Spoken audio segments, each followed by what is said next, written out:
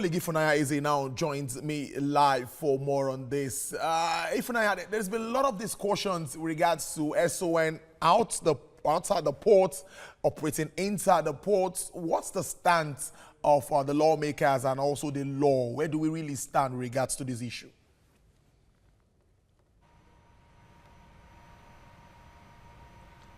Well, if I get you right, Tolu, the issue of the agitation for the recall of the standards organization back to the seaport is owed to the point, to the fact that in spite of the fact, the reasons given when they were given the vacation order in 2017, that over the issue that of substandard, the influx of substandard goods coming into the country.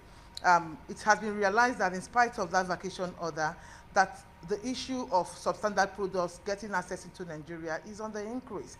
And it is to that extent that the National Assembly members, especially the Senate Committee on Industry and the House Committee on Industry, have raised this agitation calling for the return of the Standards Agency back to the ports. Because before now, the vacation order stipulates that the Standards Agency would only be invited when they are needed during examination of cargoes. But at the end of the day, they sometimes are overlooked when cargoes are being examined. And that is why you see them arresting some of these containers on the road or going to warehouses of importers to impound or seize some of these cargoes when they get this information.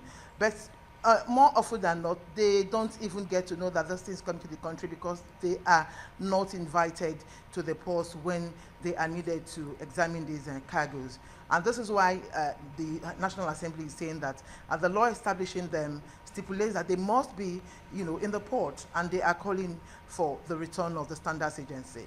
All right, great one there. All we want is goods that meet standards to come into the country. All the way, we expect to see how this all plays out. Thank you very much, my colleague there live, Ifunaya Eze.